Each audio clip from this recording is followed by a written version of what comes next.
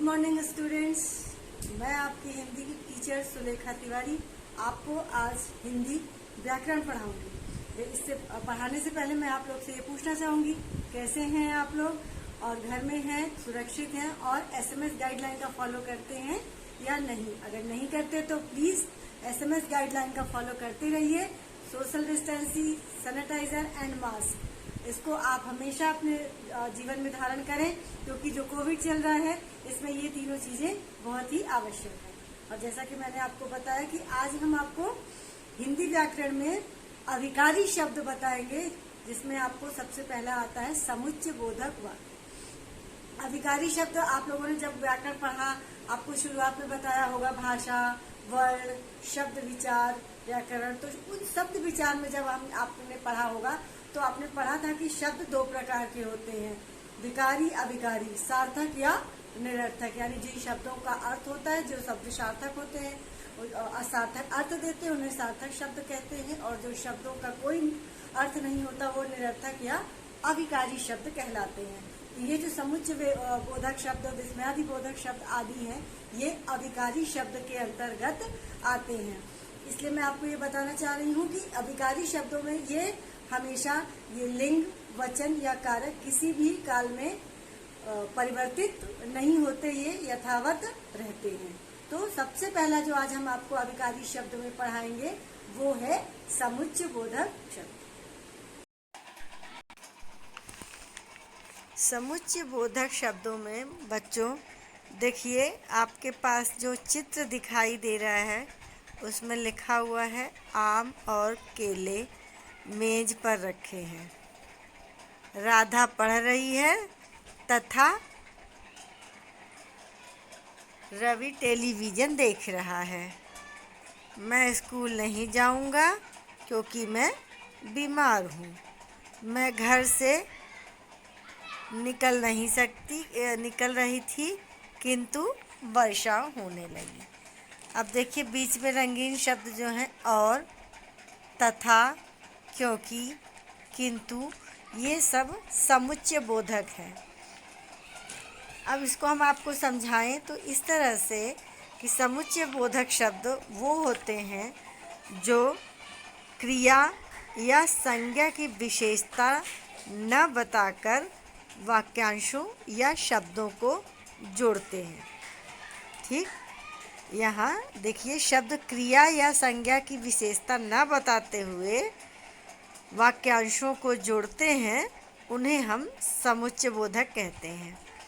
तो देखिए, केले और आम दोनों मेज पर रखे हैं ना, तो केले और आम को जोड़ रहा है। केला भी शब्द है और आम भी शब्द है, तो दोनों शब्दों को जोड़ा, इसके लिए ये समुच्चय बोधक शब्द हो गया। राधा पढ़ रही है तथा रवि टेलीविज़न देख रहा है, यानी ये एक वाक्य है कि राधा पढ़ रही है और रवि टेलीविज़न देख रहा है। तो यहाँ पे मैंने तथा यानी दोनों कुछ न कुछ काम कर रहे हैं। अब मैं स्कूल नहीं जाऊँगा क्योंकि मैं बीमार हूँ। तो ये जो और, तथा, क्योंकि, किंतु, ये सब क्या हैं? समुच्चय बोधक शब्दों के उदाहरण हैं। समुच्चय बोधक शब्द यानी जो संज्ञा या क्रिया की विशेषता नहीं बताते हैं, बल्कि शब्दों को और वाक्यांशों को जोड़ते हैं। ठीक, अब दूसरा है बच्चा संबंध बोधक। संबंध बोधक अव्यय यानी जो शब्दों को, वाक्यों को एक दूसरे से संबंध बताते हैं। ठीक, वाक्यों का एक दूसरे से जो संबंध बताते हैं, उन्हें हम संबंध बोधक शब्दों को, संबंध बोधक अव्यय कहते हैं। अब आप ध्यान से देखिए, लिखा हुआ है मेज के ऊपर बिल्ली बैठी है। बिल्ली और जो बिल्ली जो है उसका संबंध कहाँ शब्द है? मेज, क्योंकि मेज के ऊपर बिल्ली बैठी है। घर के सामने पेड़ लगा है। मारिया के पीछे रीना बैठी है। वह घर के अंदर जा रहा है।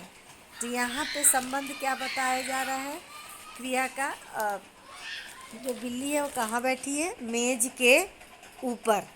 यानी मेज से संबंध जो है वो बिल्ली का संबंध किससे है? मेज से।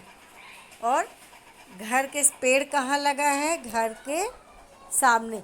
ये एक दूसरे का संबंध प्रकट कर रहे हैं। इसके लिए हम इन्हें संबंध बोधक शब्द कहते हैं। संबंध बोधक शब्द की जो परिभाषा अगर आपको बताई जाए तो ऐसे शब्द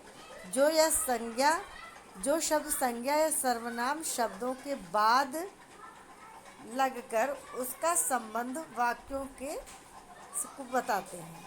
ठीक, ऐसे शब्द जो संज्ञा या सर्वनाम शब्दों के बाद लगकर इनका संबंध वाक्य के शब्दों से बताते हैं, उन्हें हम संबंध बोधक कहते हैं। के, से, संग, आमने सामने, ऊपर, अंदर, बाहर, ये शब्द जो है लगाकर जब हम संज्ञा और सर्वनाम के शब्दों को जोड़ते हैं, संबंध बताते हैं, तो वहाँ पर संबंध बोधक शब्द अव्यय होते हैं। ठीक, अब तीसरा आता है बच्चों अव्यय विस्मयादि बोधक। विस्मयादि बोधक जैसे कि शब्द से ही पता चल रहा है, जिसको देखने से पढ़ने से विस्मय यानी आश्चर्य होता है, उसे हम विस्मयादि बोधक शब्द कहते हैं। यानी मैंने बताया ना, जैसे कि आश्चर्य, शोक, घृणा, प्रेम, इन शब्दों से जिन वाक्यों से जिन शब्दों का प्रकट होता है वहाँ पर विस्मयादि शब्द होते हैं। यानी कि जब हम किसी वाक्य को पढ़ते हैं या किसी शब्द को पढ़ते हैं, उसको पढ़ने से हमारे अंदर इस तरह की भावनाएं, इस तरह के शब्द आते हैं, तो उसे हम विस्मयादि बोधक शब्द कहते हैं। जैसे किसी अच्छी चीज़ को देखकर कहते हैं कि अरे वाह क्या सुगंध आ रही है। फूल देखते हैं तो कहते हैं ओह कितना सुंदर फूल। कुछ ही चीज़ की गंदगी देख के मन में घृणा की भावना आती है तो हम कहते हैं छी कितना गंदा है ये आदमी।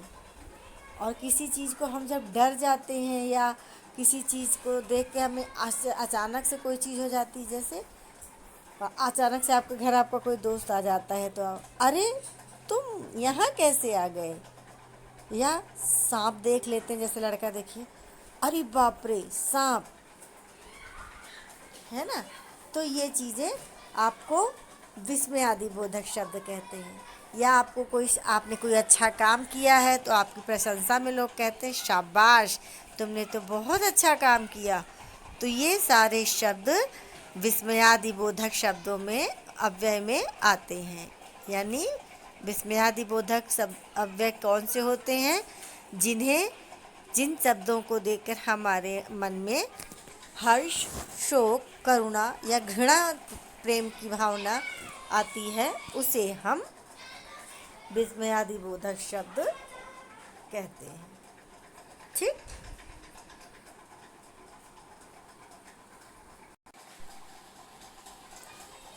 ये हो गए आपके तीनों अव्यय, यानी समुच्चयवाचक, विस्मयादि बोधक और संबंध बोधक अव्यय। अब मैंने आपको इन तीनों के बारे में बताया। इन तीनों के भेद के विषय में अगर हमें आपको बताना होगा तो वह थोड़ा विस्तृत पाठ्यक्रम हो जाएगा, जिसको कि हम आपको आपकी अगली कक्षा में बताएंगे। ठीक, तो आज के लिए इतना ही। तो देखा बच्चों आपने कि ये तीनों अभिकारी शब्द जो मैंने अभी आपको पढ़ाए, समझाए, तो आपको अच्छे से जरूर समझ में आया होगा। यदि किसी को कुछ भी बाधा लगती है, नहीं समझ में आता है, तो प्लीज आप मुझसे जरूर पूछिए। जो भी आपको समझ में नहीं आएगा मैं आपको जरूर समझाऊंगी और जरूर बताऊंगी। तो आज का सब्जेक्ट यहीं तक, फिर दूसरी क्लास में हम आपको मिलेंगे। Thank you.